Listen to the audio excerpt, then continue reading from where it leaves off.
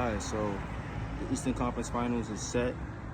We're just waiting to see what happens tonight with the Western Conference Finals to see if it's going to be OKC or Denver playing the Minnesota Timberwolves as they wait to see who they will be playing next. So far, we already know about the Eastern Conference Finals is set. It's the rivalry, the old rivalry of the Knicks and the Pacers. You know, going back to Reggie Miller and Patrick Ewing days. It should be an exciting series. I do think the Knicks should win this series. I could see this one going 6 or 7, possibly. The Pacers been on a hot streak. Beating the #1 seed Cleveland Cavaliers and Donovan Mitchell made it look easy. A gentleman's sweep, as we would call it, 4-1. So I'm just looking forward to see what happens next. I do think the Boston series would have been a little more competitive if Jason Tatum didn't go down with the ruptured Achilles. But nevertheless, the Knicks probably was going to win that series anyway, possibly. I did lean more to Boston winning because of the pieces and the talent they have, and Jason Tatum being the ultimate superstar that he is, and a guy who can pour it on and get hot. As you see that he was hot in that game before he went down with the Achilles injury.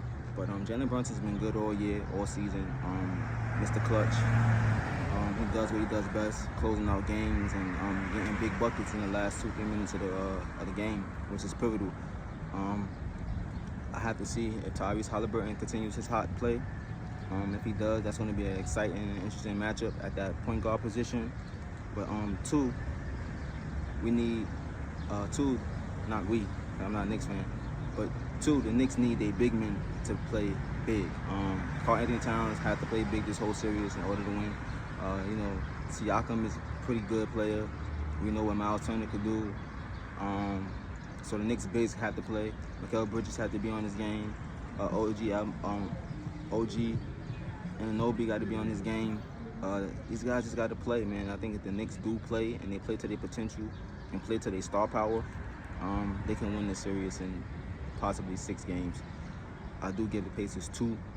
I do think Tyrese Haliburton may continue his hot streak. Not sure if he will or he won't, but he's been hot. Closed Cleveland out, the 31-point game, I believe 8 assists and hit 6 threes. So he's been showing that that overrated thing might have been pushed a little too far.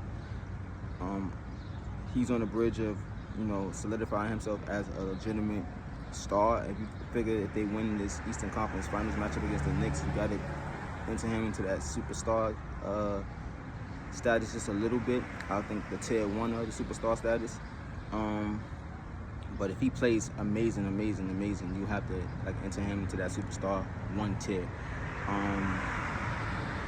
But yeah, we'll see what SGA does. I do think he's the MVP of the league this year. Denver, I knew Denver was going to win Game 6 and force a Game 7. I felt like Denver possibly should have been up 3-2 in that last game, but it just swung OKC way because SGA refused to let his team lose, which is a beautiful thing in a star player. You know, you want your guy to give his all and do his thing, and that's what SGA did. Let's see what SGA do tonight. I know Joker's going to be big. I know that Denver's going to come to play. No Aaron Gordon, but let's just see. I mean, tonight's going to tell the story of how the Western Conference play out.